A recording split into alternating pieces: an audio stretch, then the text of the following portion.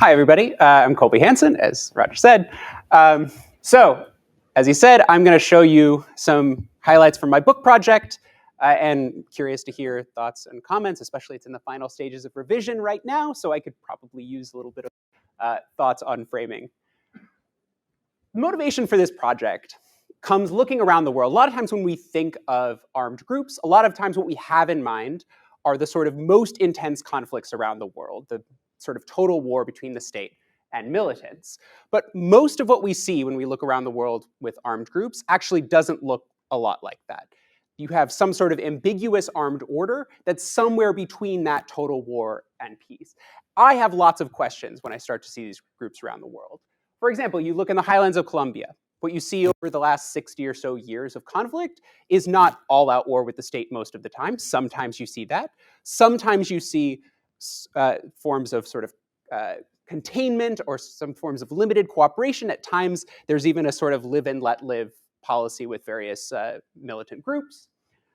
I always have the question of how are they so durable? How do you get these periods of years or decades where armed groups are sort of coexisting in some ways with the state? I look at places like Lebanon, where armed groups are providing large social services, sectarian militias providing social service for the public. And I ask, how is it possible in these long periods of coexistence between militants and the state that you get this sort of interesting variation in treatment? How are they treating civilians over these periods? Or I look at the Kachin Independence Army in upland Myanmar, a group that was in ceasefire with the Myanmar central state for 30 years, and then the last 2 years has gone back to full-scale war with the state. And I think if they're sitting in ceasefire for 30 years almost, what effect does that have on their ability to wage war against the state moving forward? Or I look at places like southern Philippines, where armed groups were in ceasefire for an extended period and at the same time negotiating a peace deal with the government. And I think when they're sitting alongside the state for this long, how does it affect peace processes? What are the sort of likely outcomes as a result of this? All four of these questions are some version of the question, how does state toleration affect armed groups moving forward? In particular, I might point you to work by Paul Staniland and Anna Arjona in the last 10 years, which has sort of laid out how dramatically state treatment of armed groups can vary over time and between different armed groups. There are some cases where the state is clearly cracking down on militants to a really extreme degree, but most of the time, there's some level of allowing those groups to recruit, to operate, to police local populations, to threaten local public officials for various kinds of good treatment for themselves and for their communities, all the way on the extreme end of sort of de facto statehood, right? What I'm not talking about is pro-state militias. I think some of the arguments might apply from this project, but I'm going to leave that aside for the most part. What I'm talking about is, generally speaking, when an armed group is anti-state, what happens when they're allowed some room to operate by the state? I think you can't really ask that question without knowing something about how armed groups internally are working. Not just the sort of leadership decisions, but how those leadership decisions are being informed and then distorted by the behavior of rank and file recruits, soldiers, and supporters. That's what the project is looking into. And in particular, I'm thinking about questions like who takes up arms under different conditions, and then which groups do recruits and supporters back when they have multiple options, because most armed movements have multiple armed that individuals could choose from, somewhat freely, somewhat not freely, during that period.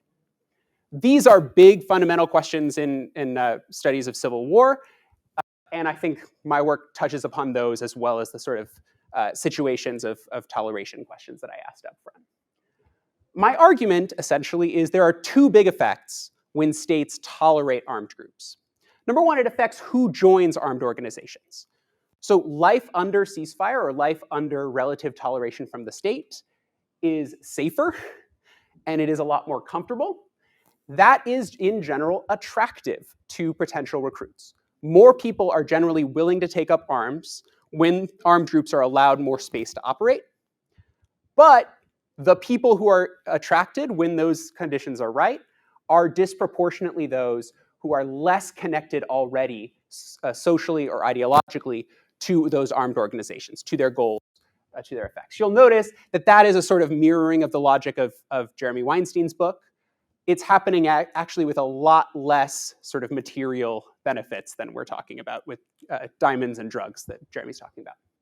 The second effect is that which armed groups people prefer to back also changes.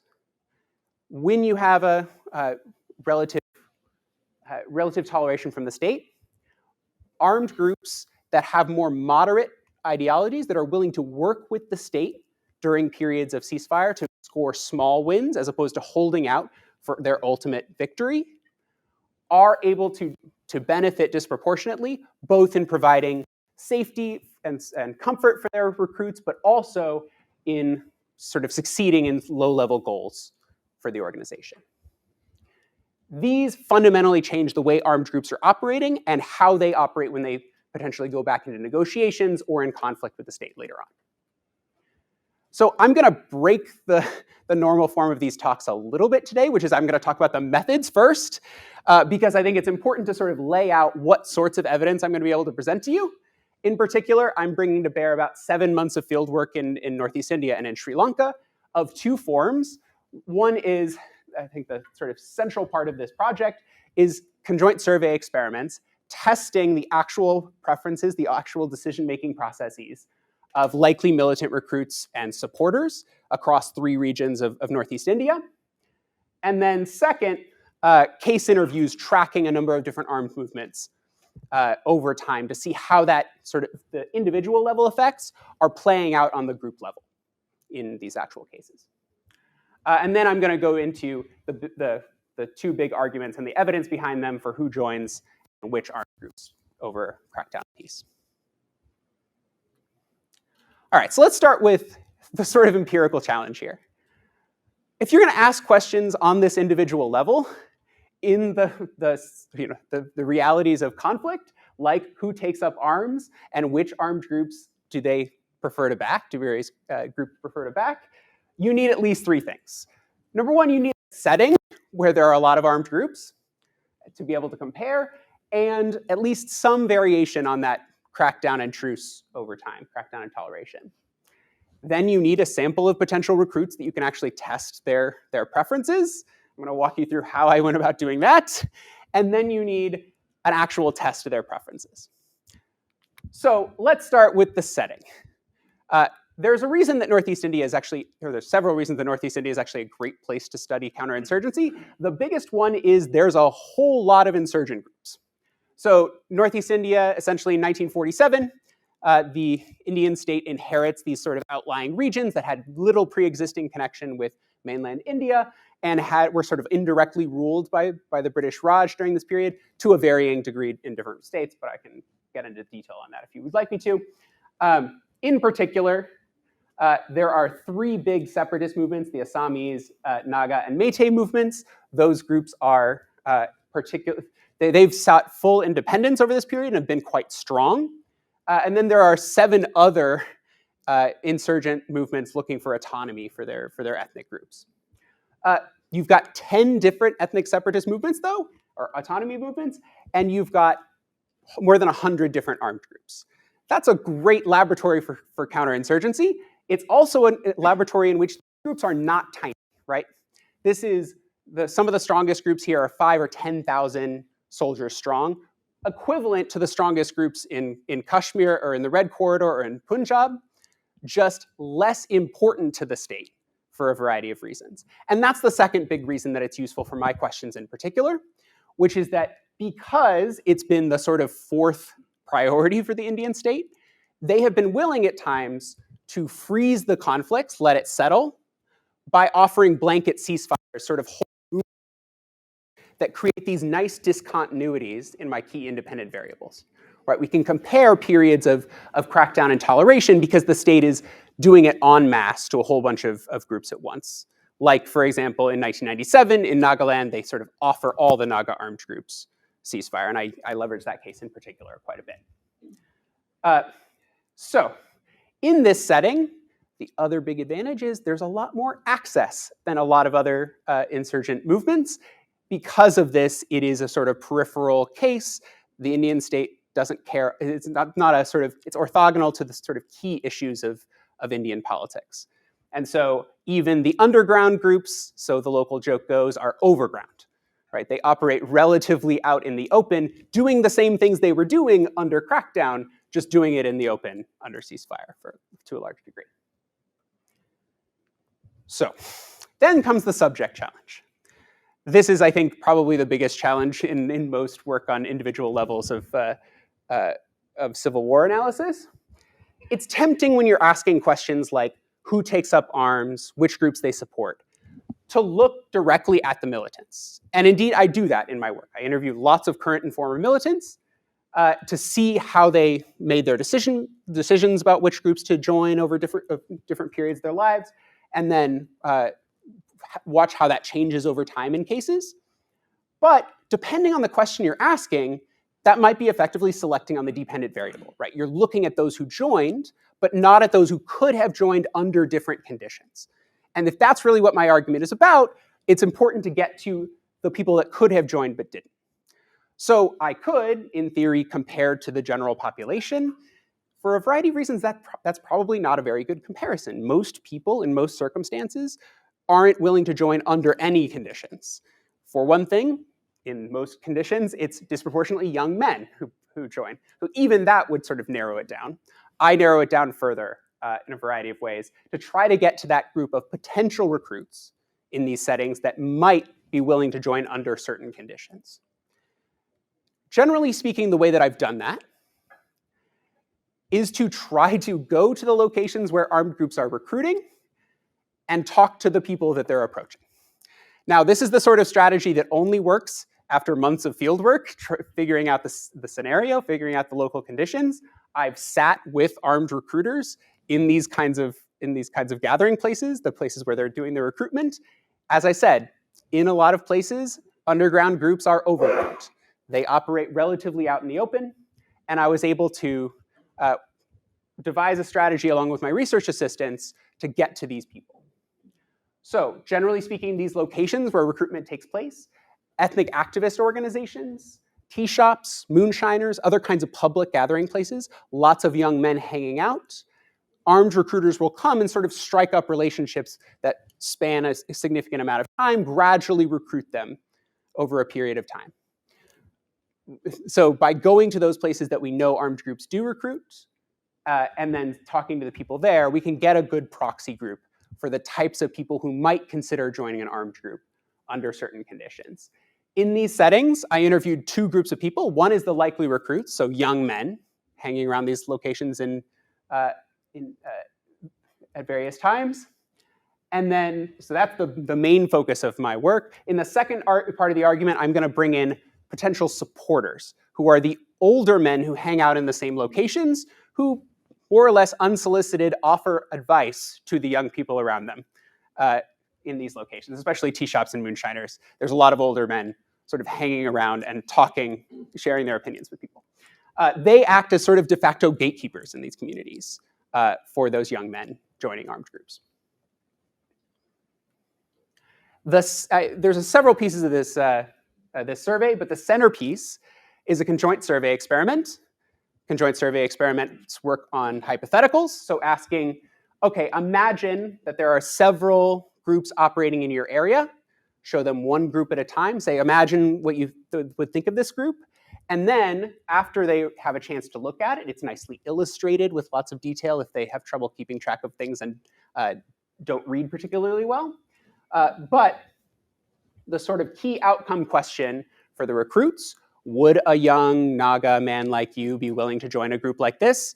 I constructed that deliberately to try to give them a little bit of plausible deniability while still anchoring it in their own preferences. Or for the civilian elders, would you support or oppose a young man from your community joining a group like this? Each group is described with 6 different sort of descriptors that are independently randomized from each other.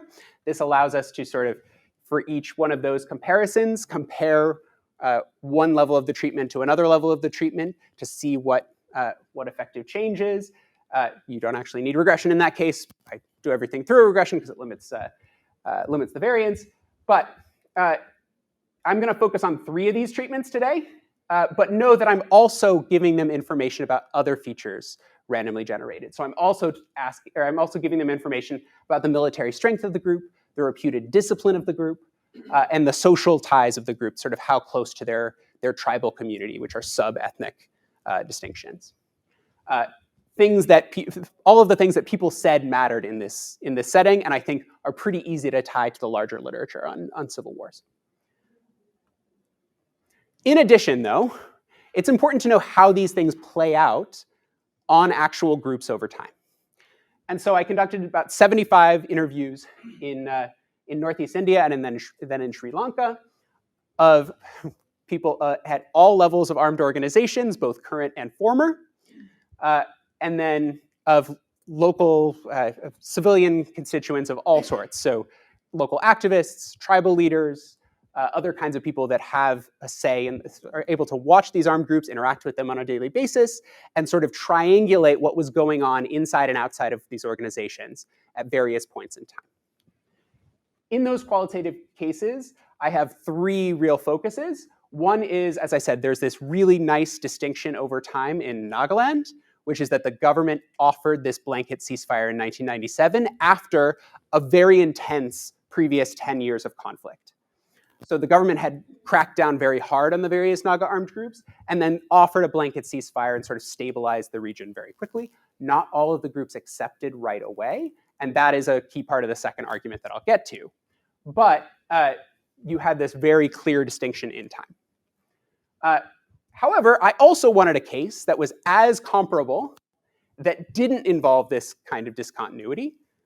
So I looked also at the Métis separatists in Manipur, one of the other 2 largest conflicts in the region. The one that was more comparable to the Naga case had been going on almost as long and had a similar sort of rise and fall of violence over time that didn't have the government willing to make this change in strategy.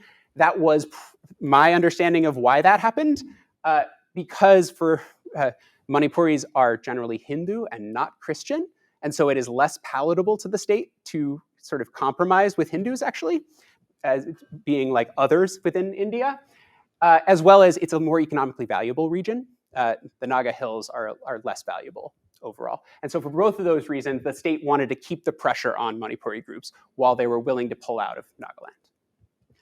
In addition, I'm not going to talk a lot about it today because I don't really have time, but I wanted to look at a case that was not Northeast India, yet had a clear break in time on crackdown versus toleration. And so I looked at the Tamil movement in Sri Lanka.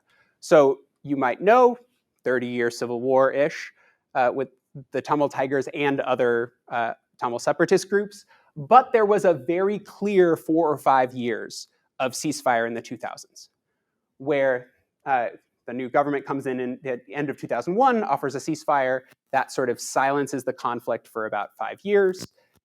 Violence kicks up again, and the Tigers actually get defeated over the next 3 years. That was important in particular because I wanted a case that was more salient to the state, in case some of the things that I was observing were things that can sort of only happen on the periphery of powerful states. All right. I'm going to take a drink, and then I'll get into the argument. All right, so part 1 of my argument is that state toleration shapes who joins armed organizations. That armed groups can recruit more widely in times of relative safety and comfort, but it undoes a key screening mechanism. So when an armed group is offered a chance to live more safely and more comfortably, they're able to offer that to their soldiers. The types of people who are willing to join suddenly change. When I say safer and more comfortable, it's not that when armed groups are offered a ceasefire, they sort of stop being armed groups or they stop being political. They very much continue to be so. They can still threaten violence on a local level. They can still control territory, still recruit new soldiers. But they do so in relative safety. And what that means is life becomes a lot easier for their soldiers. But importantly, there's a sort of natural screening mechanism that comes from the danger and deprivation of conflict. If life is really tough as a militant, only the most committed sort of core recruits, people who already have ideological or social connections to the group, are willing to take up arms. Again, this is the sort of logic of Jeremy Weinstein's book, but in a slightly different setting, which is I'm not talking about drugs or diamonds. This is a sort of representative description of how life changed within armed organizations in one of these cases. They say we went from living in jungles to living in buildings, from walking to driving, from always being afraid to being relaxed, from a hard life to an easy life. This is, generally speaking, being able to sleep in a tent or in a barracks. They're able to set up a permanent base. They're able to have kitchens that can make warm meals. You're not literally sleeping outside in the rain. You're not having cold breakfast and dinner. And you're able to interact more with the local community. You're able to see your family, that kind of thing. So these are very, very mild lifestyle perks. This is not, again, not diamonds and drugs, but sort of a few rupees for cigarettes at the end of the week at max. And so I tried to put that into clear terms for the survey experiments by describing either an armed group was able to offer no wages and a hard lifestyle, or low wages and an okay lifestyle. Again, the imagery in this case was literally like sleeping under a tree versus sleeping in a tent. It was clear this was not something big. In addition, in case something was not captured by that, the sort of non-material or safety elements, I also wanted an additional treatment, which was independently randomized, which is a little awkward for the setting, but was necessary for the design. Either the government has not offered a ceasefire to armed groups in the region, or they have. I'm mostly focused on the first one, but I'll talk. The second one emphasizes or deepens the same dynamics that I'm talking about.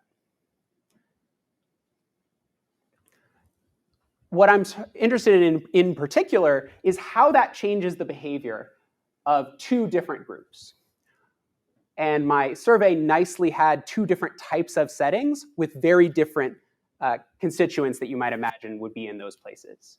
So we went to community activist organizations in Northeast India. These are not politically tied exactly.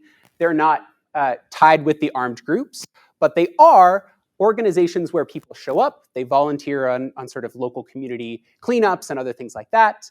They might be active in sort of local political issues as in like anti-corruption or environmental pollution, other things like that that are not exactly aligned with parties, but are sort of important for the local community, but they are very much organized around the interests of certain ethnic groups. So as a result, they form a nice recruiting base for a lot of armed groups in Northeast India. Those groups see them as a potentially really useful group of people that might be interested in joining. Comparing those to other kinds of public gathering places, tea shops, moonshiners, other place where young, underemployed young men might go to hang out and incidentally be recruited by armed groups. This strategy was arrived at after a lot of interviews with armed leaders in Northeast India who said, man, if we could only get more of the kids from the community organizations, our organization would be much, much better off. They are much more community organized, they follow orders, they actually want to help out their community and sacrifice. These people don't.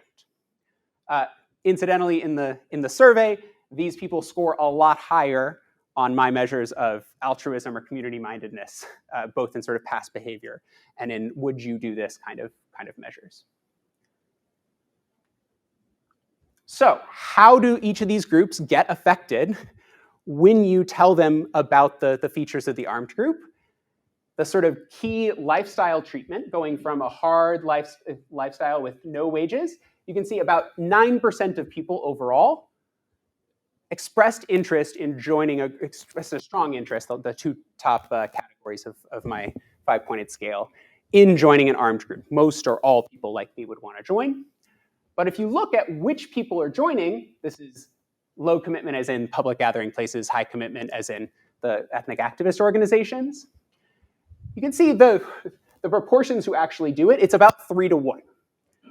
That people from those community activist organizations are 3 times as likely to say they'd be willing to join a group if that group is said to have a hard lifestyle with no wages for its soldiers.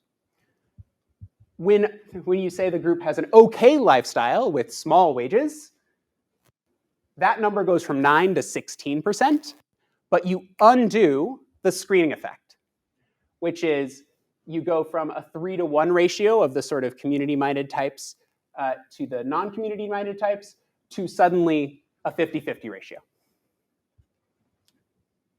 If you want that in the form of a coefficient plot, I'd look at the top panel right here, which is for the community-minded types, it's one of many features that matters in their decision-making. It's about equal effect to the biggest of the other categories, like military strength. For the public gathering places group, it is basically the only factor that matters. It is what's driving most of their decision-making about what groups should join.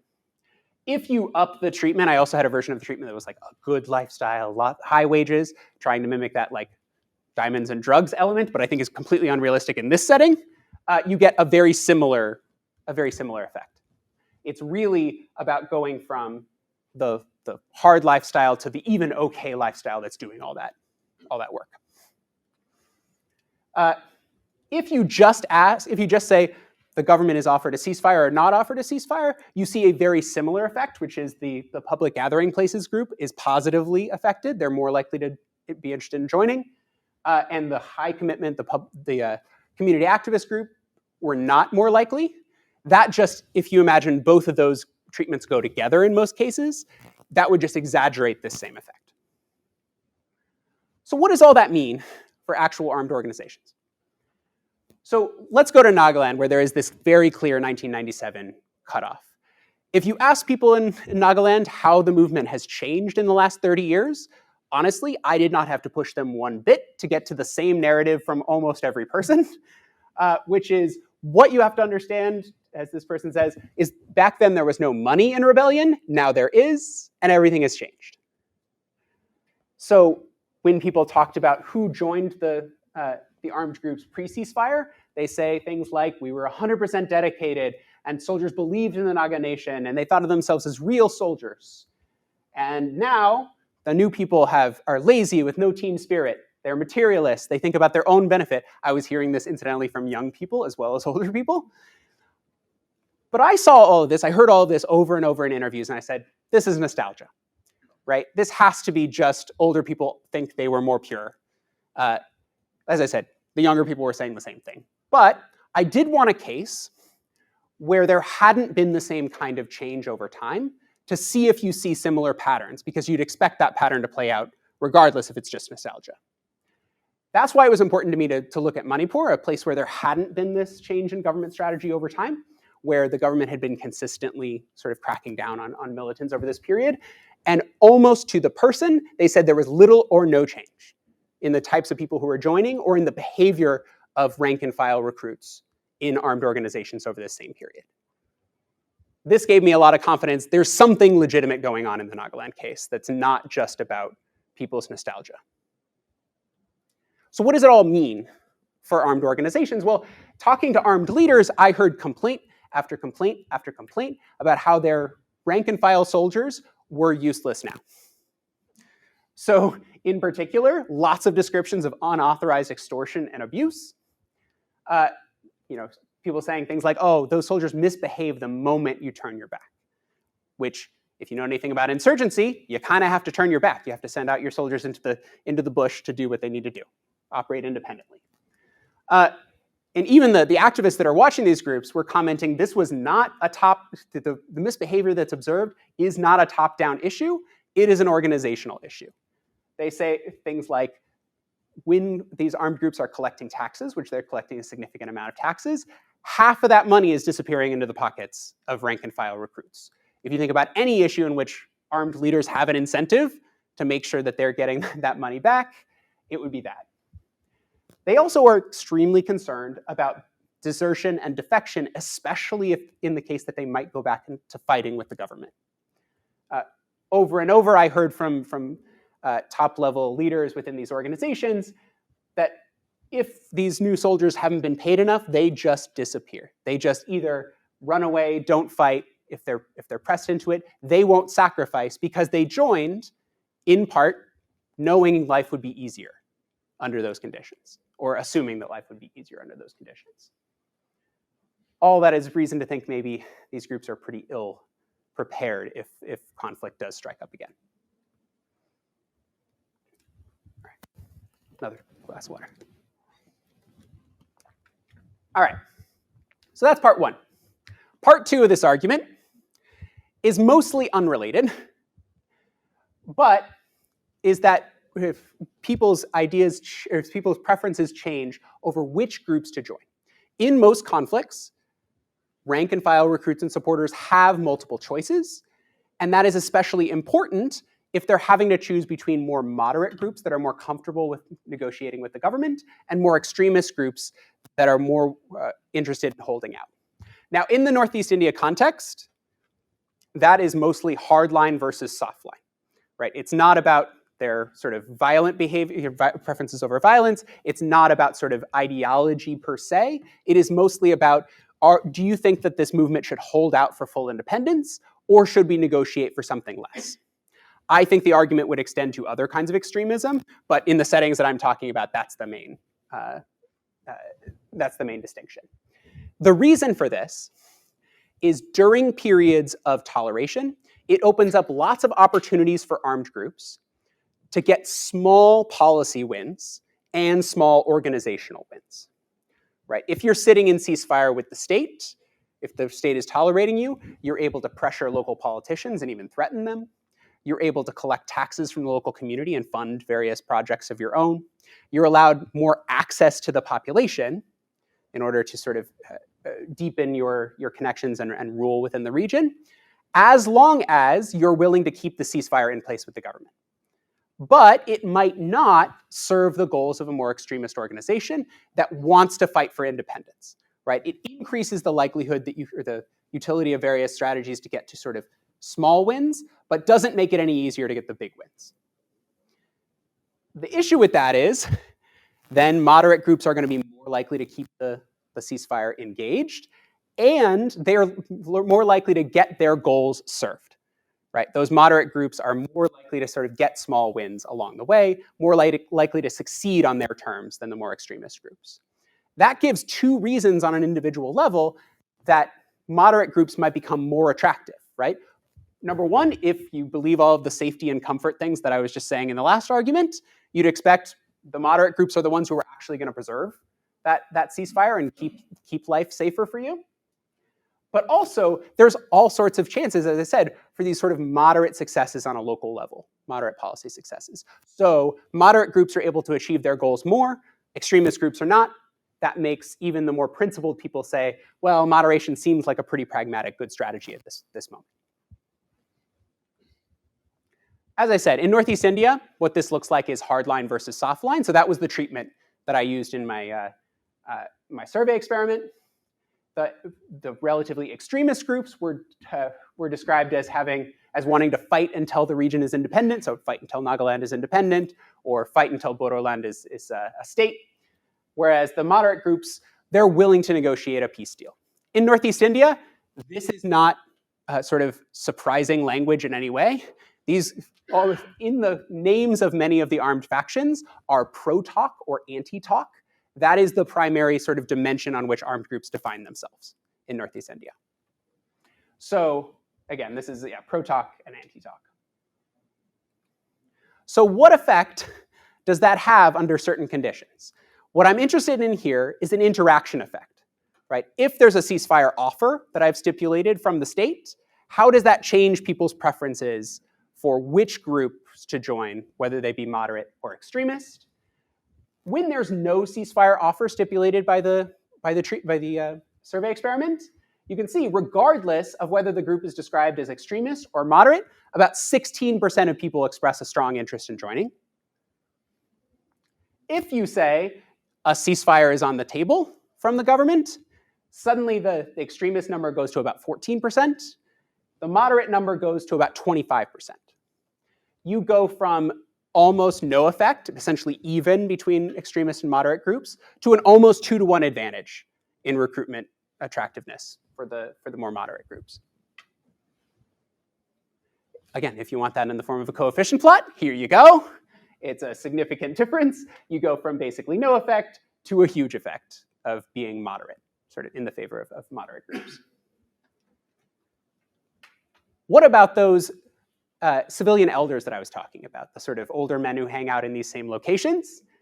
Turns out this population, at least the ones that I was able to interview, were extremely pro-moderate armed groups in general, right? Even under cases of no ceasefire, they were much more likely to say, I would support a young man in my community joining a more moderate group. I would not support a more extremist group, no matter the other things that are varying within that group. But you'll see there is actually a significant difference here. It's about 5 percentage points less likely to say I'd support this extremist group, and about 5 percentage points more likely to say I would support someone in my community joining a moderate group. Again, in the form of a coefficient plot, there's a significant difference there in their preferences. By the way, almost every other preference in general was similar between the recruits and the supporters. This ideological dimension was the gigantic outlier difference in preferences between the two subsets of the population. So what does this mean in practice for armed organizations? Back to Nagaland. So pre-1997, during the 90s, there were 2 major armed groups, the NSCN-K and the NSCN-IM. They were about equally powerful, but the K, the group that was generally speaking more anti-talk, generally more pro-independence or nothing, was generally seen as the more attractive group. They had more ability to recruit within Nagaland. And not only that, the extremism was generally speaking seen as a positive in that recruitment effort. I heard over and over during this period how the Kaplang faction, the K faction, were seen as bold and strong. They were standing up for something, right? They were doing important work. In the context where the government was unwilling to sort of let armed groups be, that sort of willingness to stand up and say, independence or nothing, seemed like a positive, seemed like they were being strong against the government. After 1997, the situation completely flips. The NSCN-IM immediately accepts the ceasefire. They've been in ceasefire for the last 20 plus years, almost 30 years at this point. The NSCN-K has sort of been in and out, sometimes seeing the ceasefire as a positive for their future, sometimes not. Because they have these more ambitious goals, it's a little bit more ambiguous whether it's a good idea for the organization. The NSCN-IM over this period has become the dominant faction, especially importantly in Indian territory. The K faction has a foothold in Myanmar. There's a Naga population on the other side of the border. They have largely stopped recruiting or stopped being successful in recruiting on the Indian side of the border, and now rely almost completely on the over the border population for their functioning. And within India, I heard over and over, it's not just that IM are the better group, they are better because of their moderation. So when people are asked about their willingness to work with the government, they said, well, at least they're doing something for the Naga nation, unlike the K, who are not doing something for our community. They're not willing to compromise. And oh yeah, by the way, the fact that they have stayed in ceasefire means that they can offer a lot better benefits to the people who join. They can offer a safer lifestyle. You don't have to go hide in the bush near the border or even over the border. You can stay around your local community and still live a relatively comfortable life. In addition to that, though, you might say, well, yeah, if a group is negotiating with the government, we might have a concern over splinter factions, right?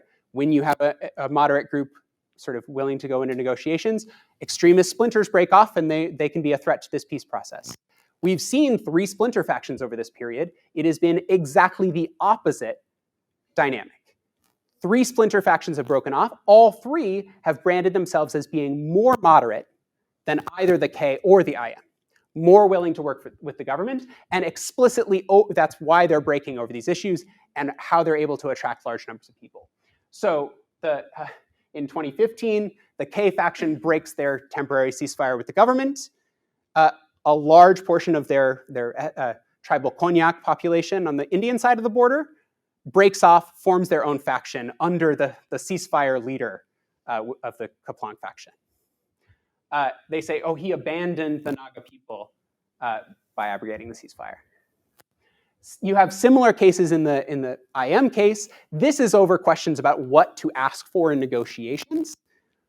When the IM has demanded that regions outside of the state of Nagaland and the state of Manipur have been included, because a large portion of their Naga base is in Manipur, a lot of the people in Nagaland have seen that as a betrayal of their population to threaten the existence of negotiations, threaten potentially the ceasefire over these demands, which are more ambitious. So they're framed in these sort of tribal terms, but they're fundamentally about the sort of moderation versus extremism question.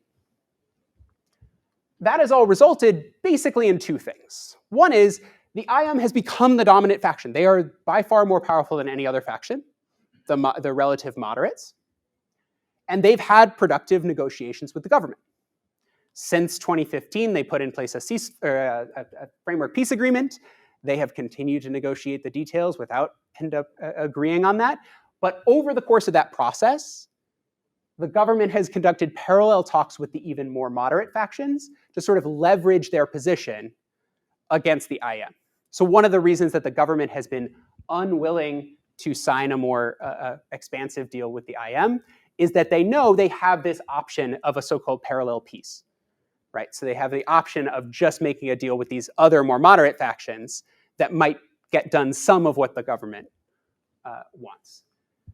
This is, you talk a lot in both the terrorism and the Civil War literature about outbidding. This is the textbook example of the opposite of that. This is underbidding. Everyone racing to attract recruits by seeming more reasonable, willing to work with the government. All right. So what can we conclude overall? When armed groups are tolerated by the government, as I said, the two big pieces, many more people want to join, but some of the new people that join have little pre-existing connections to those armed organizations or their goals. And then those recruits and supporters are flocking to more moderate factions within an armed movement that are willing to work with the government on maintaining the ceasefire and the sort of small wins for the community. So going back to the big questions I asked at the beginning about what does this mean for these kinds of situations in the long run? Well, it suggests that the reason these armed orders are so durable, these sort of ambiguous situations, is in part because state toleration itself is fostering the constituencies within an armed movement that want to preserve that ambiguous armed order. It's attracting lots of rebels who are happy to keep that ceasefire going and are willing to back the leaders who are most likely to do that. How do they behave around civilians? Well, you're not going to have open conflict, right? So you're not going to see the big-scale strategic violence, the sort of Kalivas-style strategic violence that you might expect. But militants are a lot more present in mundane lives of civilians. And they're a lot more unpredictable in the sort of individual level behavior. They're not going to follow the sort of central plan of the armed organization. So they may be committing lots of small issues, or like causing lots of small issues in the community. How is it likely to shape future conflict? Well, it puts armed organizations potentially in a bind where they look stronger on paper, but they may actually be weaker overall if they have this sort of organizational questions about the loyalty of their troops, about their willingness to sacrifice of those troops. That, by the way, insofar as that might be private information for armed leaders, might further incentivize them to keep this ambiguous armed order going and not go back into conflict with the government. And then lastly, how does it affect peace processes? Well, I laid out pretty well in the Naga case, right? Peace-seeking moderates might gain ground. They might be stronger. They might be able to work more effectively. Of course, they're a bigger portion of a bigger movement, so those two things might balance out a little bit.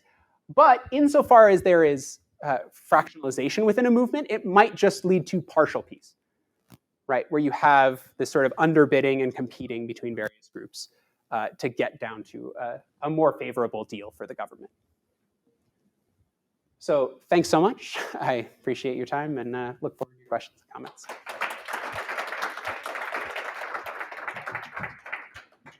Thank you, Kolby. I want to ask a couple questions just for the maybe larger context here so we can talk. So one of the questions, because you're looking at the bottom up here, but it's, why is the state of India tolerating separatist groups in the first place? And my idea about the chances of an independent Nagaland becoming an independent country is that it's zero. And, you know, I'm trying to think, when I looked at Kosovo and Bosnia, it's not zero. I mean, once there are become independent countries, Bosnia is essentially two different countries more than it is one country. I look at the Kurd. I mean, but your case is groups saying they're for full independence when it's not going to happen. The state knows it's not going to happen, which is why they tolerate them, I think, right? And then the people know that it's not actually going to happen, which is why they like groups that, as you said, do something for the community. So why, but this brings up the question about why there's armed groups. Why aren't there just political parties that are there for doing something for the community? Why in India do you have multiple armed groups fighting for an independence, which is not going to happen? And and then why don't they devolve into political parties? Why doesn't the state actually crack down on somebody who says we're going to be independent? They do on some groups and not others, right? So what is going on here with this? All these groups, what are they actually fighting? Are they actually fighting for independence, autonomy, or just something good for the community? And if that's the case, why do they have to be armed to do that? So I guess two questions. The first part, why is the government willing to tolerate? I think it's not so much that there's no chance of independence as much as this is a lower priority and it's less urgent, perceived as less urgent. In general, I would point you to Paul Staniland's book on this subject in South Asia in particular, that some groups, that the sort of existential threat or the chance of victory is to some degree in the eye of the beholder, right? These groups are fairly large. You look at Kashmir, right? Yes, they have Pakistani backing, but the actual insurgents aren't that strong either compared to the Indian state. And yet they are still treated as a sort of existential threat, in part because of the way ideologically they sort of clash with the sort of broader projects. So I actually think that the sort of line between what you can afford to do as a state or what you can do as a state and what you are willing to do as a state is actually a little bit fuzzier than we would assume from the outside. I think these groups have in fact done quite a bit of damage, and you can imagine maybe not full independence, but some sort of de facto. Most separatist movements don't actually win full independence. That what they win is sort of de facto statehood, or at least keeping the government out for an extended period of time. So I think it has much more to do with the fact that this is a sort of, as I said, fourth tier priority in terms of insurgency. I guess now third. There's no the Punjabi Sikh independence movement. That says states generally just don't let territories separate, and you're saying, well, there's a very small chance, and this Indian state will tolerate this very small chance, and as a fourth priority. Yeah, so I think it's a separate question from your second point, which is why does anyone believe these groups when they say we seek independence? But yeah, I think that the Indian state is willing to put up some risk that these groups do some damage or institute themselves more deeply into this community because they don't particularly care about these outlying areas in comparison with other areas in the country. But I think the other question about why does anyone believe them? I don't know, to borrow a phrase, I don't know that you have to take everyone literally to take them seriously as a movement. if we say we are in this for total independence, the bulk of the IRA said that to a large degree before they turned, right? I think there's a reasonable sort of discounting of the sort of high-end rhetoric, even if we think it correlates pretty well with their sort of extremism or moderation as an armed organization. I don't know that anyone particularly believes the NSCN-K when they say we will be able to win independence, but that you might still think they're going to get a better deal out of the government for doing so, or they're going to be more hardline in their position and get something better than the IM, even if the IM looks a little bit more pragmatic at a time. And why don't they devolve into political parties? Why in India do you need an armed group in order to get something good for the community in these places? Why, if they're not seriously, they like moderates, why not get really moderate and just say we're not going to be an armed group anymore? Why not be an IRA where you have a armed wing and a political wing, and just have the political wing sort of take over? So part of that is from the armed organization perspective, if you think that the armed organization is going to be able to get as much politically as it does through the threat of violence, that's actually a pretty big assumption, right? Especially, so one example of this is these groups the NSCN-IM opened a Facebook page for the first time in 2015 to take input from the community or to interact with the community. And they had to shut it down within a few days because so many people from the community were then complaining about various issues, and they just had no experience of dealing with actual constituency sort of feedback in that sort of political format. They were comfortable with armed negotiating, but they weren't really comfortable. So if you take it sort of from the armed organization point of view, I think that might be partly what's going on. But there is a surprising amount of support in these communities still for having a sort of armed lobbying wing for their communities to sort of we know that we may not think they're going to win independence, but it's still important that we have this national army, as it's often called in these communities, to sort of stand up for our community. And in India, you need say we have the potential for violence in order to get something for our community from the state. Yeah, and even short of an actual deal, for example, in these ceasefires, the Nagaland state government, a lot of these outlying state governments are massively overfunded, knowing that some of the money is flowing into the coffers of armed groups, and in part as a sort of condition, as a sort of de facto condition of the ceasefire, willingness to sort of say, yeah, we'll overfund those governments. It's a small area. It doesn't matter if in the grand scheme of the Indian budget. We're willing to do that. I think there's some justification for these armed groups are getting something out of these conditions, even if it is happening in this sort of ceasefire condition. Yeah, the state is sending money for weapons to fight the state to the groups because it's actually better for the state to do that. All right, Kunal, you have two fingers and area expertise. Mm-hmm. You want to stand up and talk?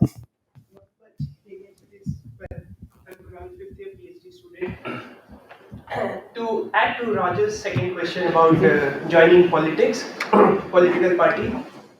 So there are examples of that. Mizo National Front did become, so if you would like to tell from your research, why do certain armed groups become political parties and why do some don't? Lal Denga served as a chief minister, elected, won the election and all that. So one. And the second question, I have another question about, you mentioned this good puzzling behavior of underbidding, and I'm wondering, I'm less convinced by that this underbidding is to recruit more people, and it could be because of now the hardline group extremist demands are like hopeless cause.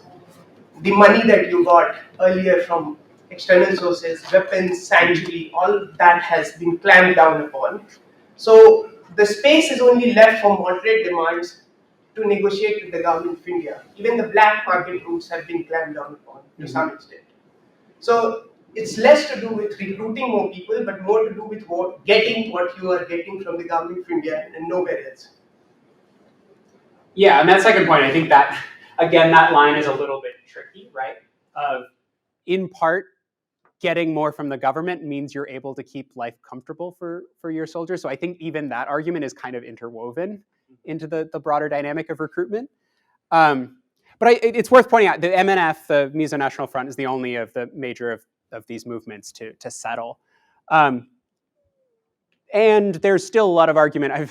I've done some unrelated fieldwork in Mizoram as well. There's still a lot of debate there about whether that was a good idea. The explanation, so Kathleen Cunningham's book makes the argument basically, this happens because the movement had a very strong central group that was able to negotiate collectively with the state, that there wasn't any fracturing within the MNF prior to. And then in these other cases, you saw fracturing early enough that they weren't able to do that kind of major negotiating. I think that's a pretty plausible explanation, personally. In general, I think that not just there's only one armed group, but there's only one armed group, and it's tied in really deeply with the political party. So you don't have these sort of distorted incentives of, if we become a political party, are we going to win any votes? The MNF, in fact, as you said, has had the chief minister in Mizoram, et cetera. So I think I'm guessing that's the sort of most plausible explanation for why the MNF didn't see these same kinds of dynamics. But from the state's perspective, from the armed group's perspectives, I'm not sure that this is much worse of an outcome for everyone than that sort of actual disarmament deal. In some of my other work, I show in these sort of long-term conflicts, when you see a major downturn in violence and a sort of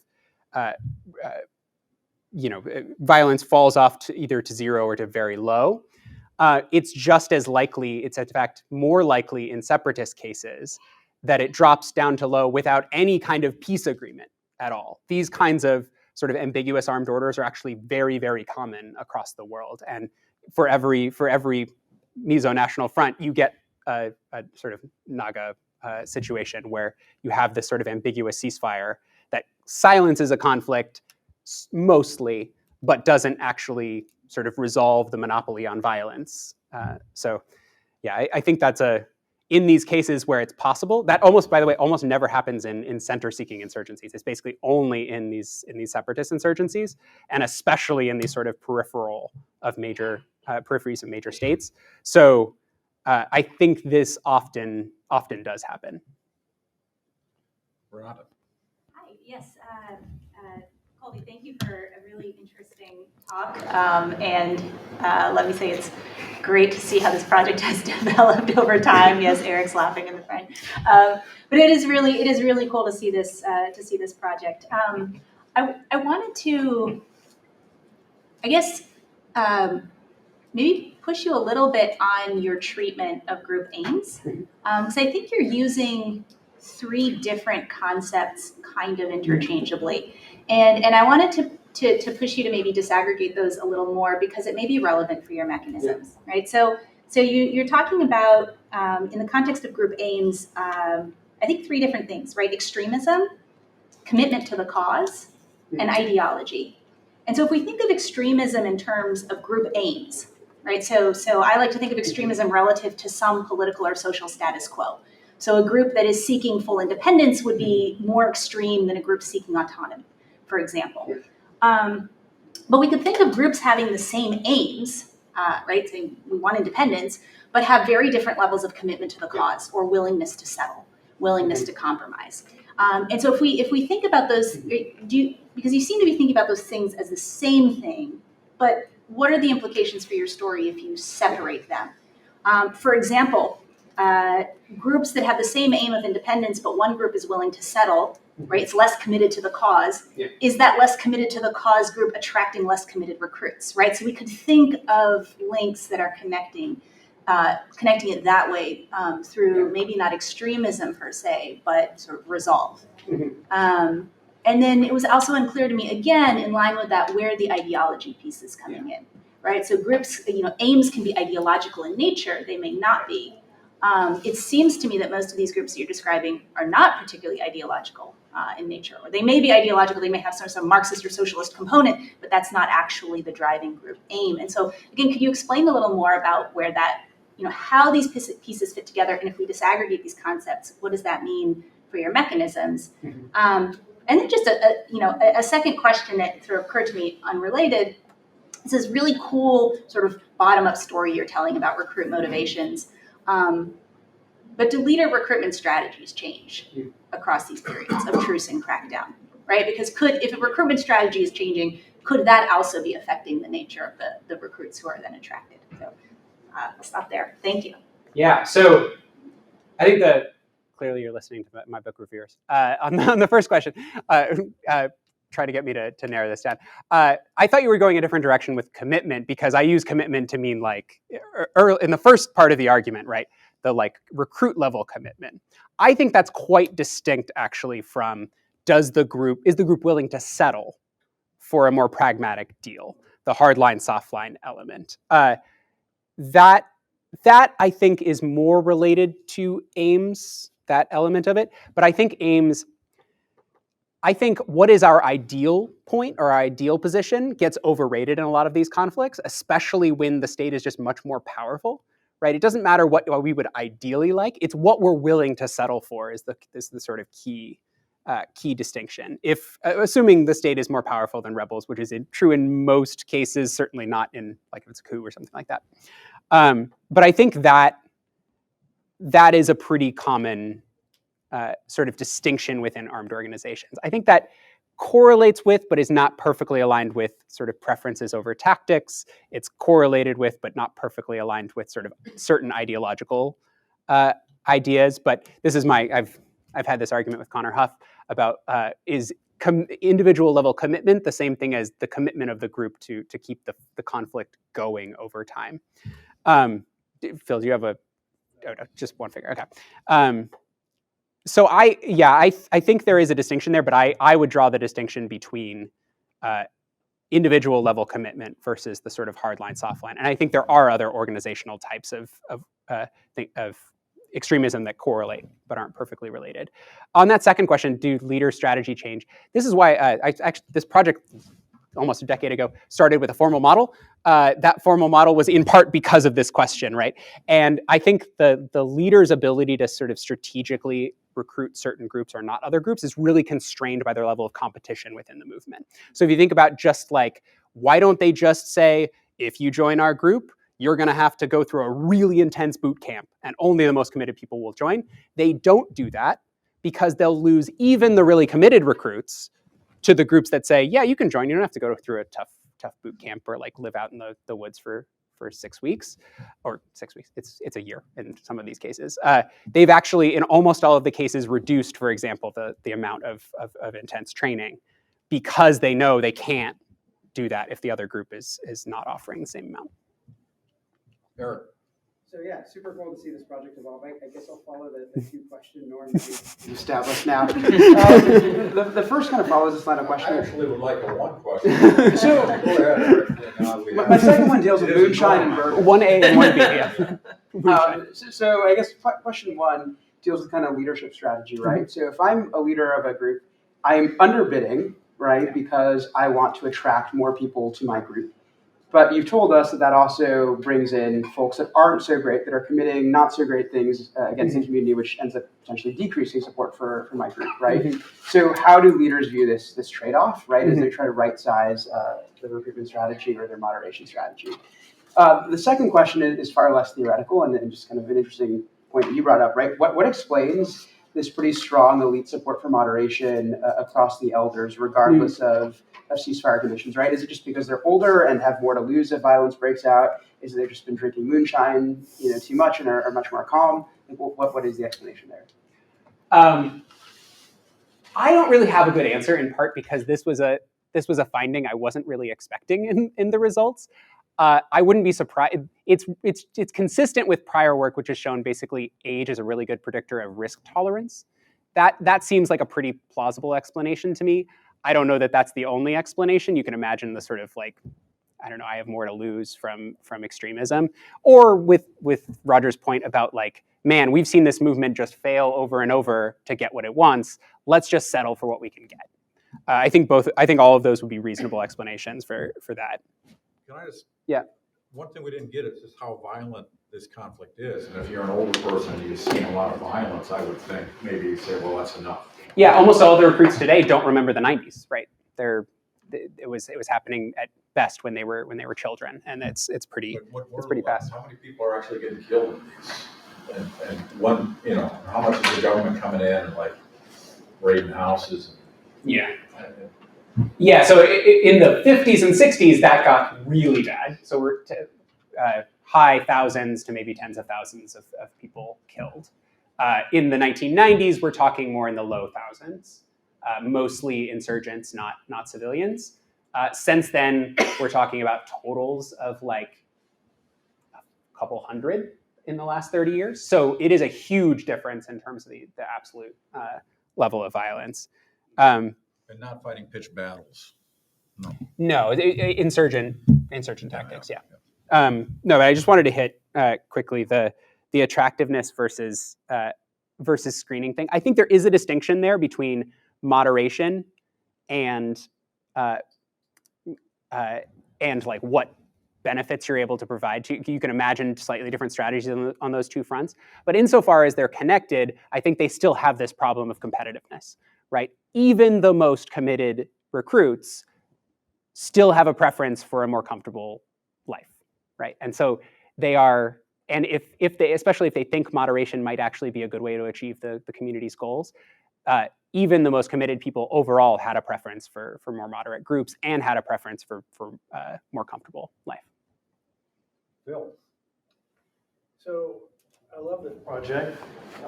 Seems a very aggressive project. I have want to ask for one comment from you, but I did have a question about the this. It's you make an argument that there's an exogenous change, which is state toleration. How concerned are you why that occurs?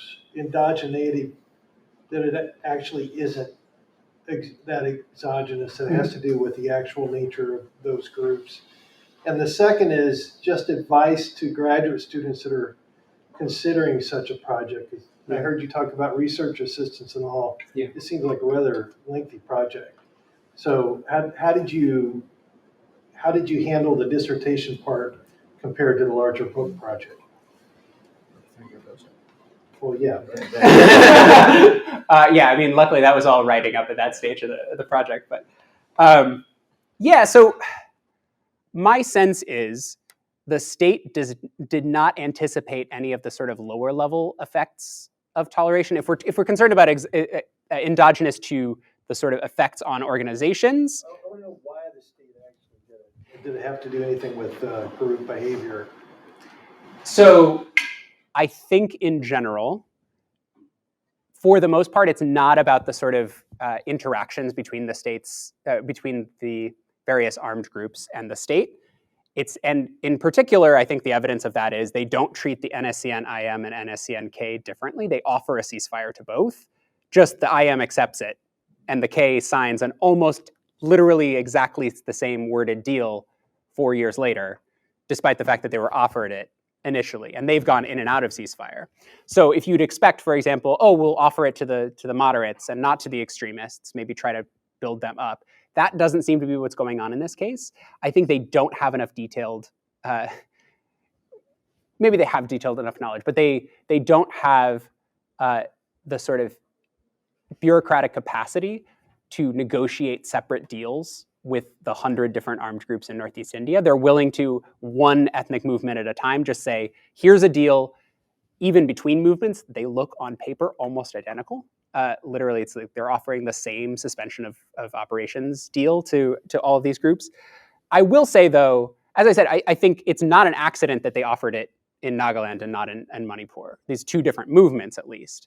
But it has more to do with the general stakes of the conflict rather than any kind of individual interactions with those various groups. They haven't been willing to offer it, at least my understanding is, because those groups are the identity of those groups are primarily Hindu rather than Christian, and Manipur literally had a tie to the Mughal Empire in a way that Nagaland did not, and so for sort of distant historical reasons, it's more palatable to say, yeah, the Nagas are their own thing. We can treat them kind of as this frontier space, whereas the Imphal Valley is economically valuable. It has this history of being tied more to the state. They're able to sort of treat it as more an inherent part of India, and therefore they're less willing to accept a ceasefire. I think the trajectory of these two movements' violence over the 90s looked very similar. The difference was that sort of these larger identitarian aspects were a little bit different between the two conflicts. And so when they're looking for a place to sort of silence a conflict and redirect soldiers to Kashmir, they say, oh, let's do Nagaland because that's an easy case. We can treat them as this kind of weird, like, hill people that don't have any place in India. But just to flesh out Phil's question about endogeneity, you could imagine one group they manage to recruit extremists, and with extremists, they create more violence, and then that is it becomes the cause of the state's actions to go back to higher crackdown, which then doesn't give incentives, and it keeps the extremist group moving. Do you have any cases like that? So I don't think I've seen it in my specific cases that I've looked closely at. I just having conversations with people, presenting this in various places. I think there are plenty of places where extremists are treated differently than more moderate groups. I think southern Philippines, Mindanao, the Moros, there's clearly a like Islamist groups, the ones with a like hardline Islamist ideology, we are going to treat differently than the sort of, I don't know, softline Islamists, the MILF groups, and they are treated even differently from the MNLF, the more purely nationalist groups. I think that's completely plausible. I think that happens in places. I don't think that's what's going on in the cases that I'm looking at. I'm trying to sense how this question is important. So these are groups that aren't going to threaten the state, that aren't important to the state, and so they just allow them to go off and do whatever they want on the side. How is that not your argument? So what I'm saying is these orders are durable in the way that they operate, the sort of fuzzy on the frontier. These don't follow a lot of the logic that we might think from normal conflict because of these internal dynamics within the group. The armed orders are, yeah. And one final follow-up. Do you see out of these, if they smolder, do you see occasionally where these will flare back up again and be a problem for the state later? Yeah, so that's why I was interested in the Sri Lanka case. You had it very salient. You had this period of ceasefire, and then it goes back into warfare. Part of that is the one dominant group is quite hardline in that case, right? That the Tigers weren't going to be satisfied with ceasefire for very long. The Kachin Independence Army case in Myanmar, that's a case where the whole country went to civil war and they got on board with it essentially. So it definitely happens. I think as I said, I think my project shows lots of reasons why you might think this armed order would be pretty durable, except in these more unusual cases. I will go to the second part of your question though, which is advice for grad students. I think for me, Roger and I were just talking about this in his office. I think it's really hard to do this kind of project if you're being super careful about your time in some way, right? I went to Northeast India for the first time in 2015. I felt like in a 6-week trip, maybe 8 days of it were useful, but I couldn't have known beforehand what 8 days would actually be useful. And a lot of it was pulling strings, a friend of a friend of a friend of a friend, worked with someone who lives in one of these communities, grew up there, speaks the local language, can connect me with his friends, can connect me with, once you get into some of these small town kind of communities, you start to realize everyone knows everyone, everyone's related to everyone. But especially in Nagaland, that's where I had the most success of just keep pulling every string I could imagine. And some of them worked out to get a certain amount. But the other piece of advice, I would just say,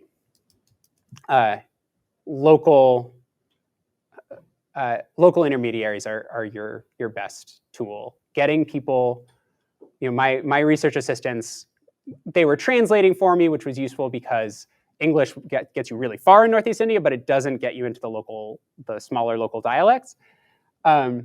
And obviously translation is important, but not only translation, the sort of cultural translation of what do these things mean in an ordinary setting?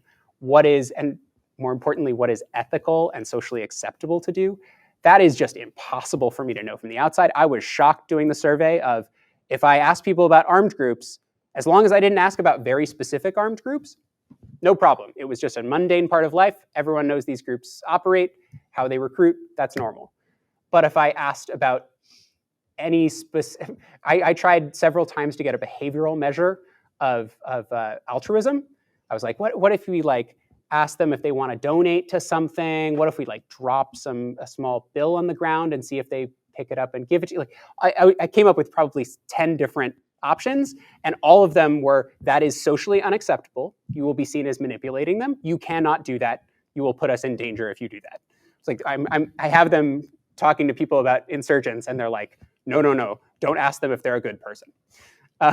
So that was really, there's no way I would have known that from the outside. Only after 3 months of interviews, doing, talking to people at every level of these conflicts, and after, pretty extensive piloting and working with my research assistants, was I able to get any kind of good feel for what might make sense as a project. So, I couldn't have done that except for, this is, why did I spend 6 months in Northeast India as opposed to 6 weeks? For all of those reasons, right? This is like, in theory, I could have done a lot of things a lot faster, but it actually wouldn't have worked, or wouldn't have told us much about the world. It's unfortunately, in our business, you can get ahead a lot better if you get a team of 5 and just do survey experiments on undergraduates. I got 4 people on the list. We got less than 10 minutes, so let's be brief. Charlie. Thanks. Very interesting. My question is a little bit like Phil's, I think, though, because I sort of feel like you might only be capturing part of the explanation for duration. Because like a ceasefire happens under certain conditions, like the state must think it's a good idea for some reason, and the other side has to accept it. And so that itself I suggest there's already a possible middle ground. And then, like you explained, that the moderate group would like to work with the state, or would have an advantage because it can make small gains where the extremist group couldn't. But what about like a ceasefire, which was like, we can outgun you completely, except a ceasefire, but we're not going to give you anything. I mean, in that case, the moderate group couldn't benefit from being moderate. You'd have to shift to the extreme side. And so I think there are a lot of ways in which what the government is doing and why the rebel group itself is accepting a ceasefire influence the evolution of the groups. But also, even beforehand, that the structure of the situation influenced the possibility for longer duration. And so it seems like you're capturing an important dimension of that, but it seems like there might be preconditions that are at least as important or more important that then would be reinforced. You can imagine initial conditions which maybe go in the opposite direction. So I just wanted to ask about that, and which is taking nothing away from the great and incredibly hard work, but I'm just wondering if you're answering the duration question, how much of you're capturing. Would you mind if I collected questions? Yeah, let's collect. Yeah. We'll collect them. Daniel? Yeah, hi, Daniel Stevenson here, student. I have one long-related question. So I'm a bit confused just in general about why joining a group is safer than not joining a group, when joining a group implies at some point you have to fight. Roger sort of brought up that the place you're describing, there's not this expectation of violence. Would you expect the results to change if violence was more prevalent? Are your findings conditional on the expectation of levels of violence?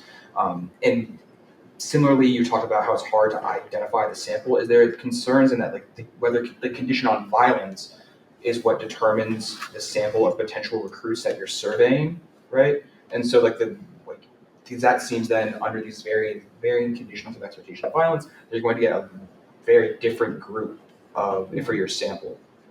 So, any comments on that would be great. Hey. Yeah, thanks for talking. Nate Padgett, I'm one of the Air Force fellows here. I'm curious about your 130 community activists and specifically their demographics and preferences.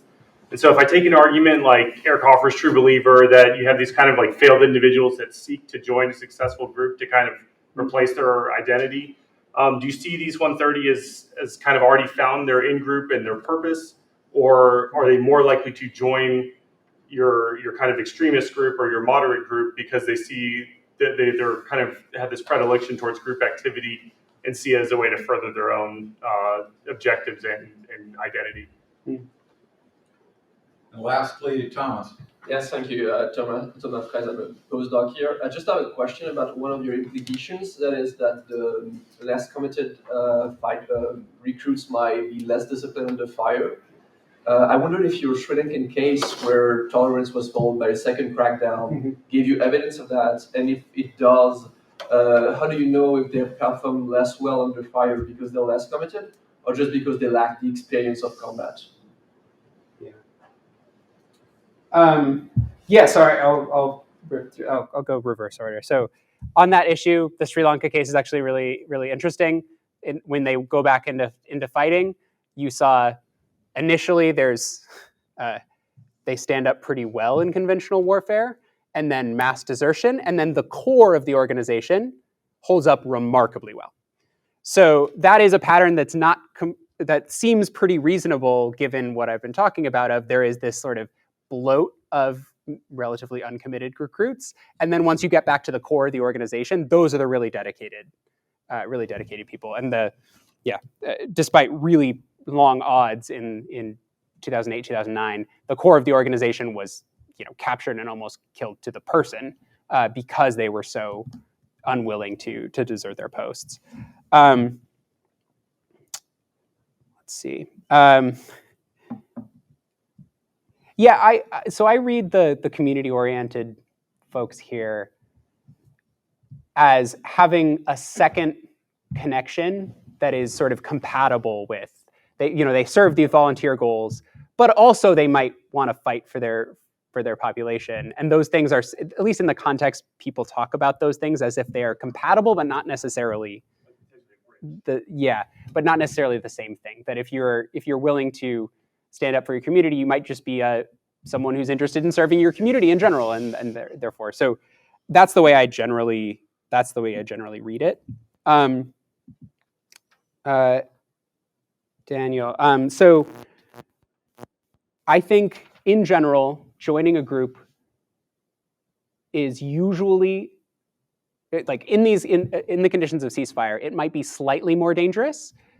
So it's not that these people are thinking that life is actually going to be safer for them, but it's safer than it would be to join an armed group under more intense conditions. And so that changes the types of people who are willing to join. And when you consider like unemployment, low income in these areas, it's actually, in Nagaland, it's basically universal employment if you want to work on the farm in your village, but that's not a great life for people. And so a lot of 18-year-olds are willing to, hey, I'll spend a few years working for this organization. It'll be just as good as long as we're in ceasefire, but things might pretty dramatically change. I have thought about the question of, are the people I'm interviewing different than the people I would be interviewing under different conditions? I think they are, but I think they include both the people that might join under the case of ceasefire and the people that might join under the case of, I think insofar as that there is an effect, just generally speaking, everyone is more likely to join under this condition. So you don't lose the people that are highly committed. You just gain more people that are willing to hang out in this place that we know rebels recruit in. That's at least my best guess on that. So to Charlie's question, I think there's definitely selection in these cases. I have a paper that looks at essentially where do you get these kinds of outcomes to civil wars.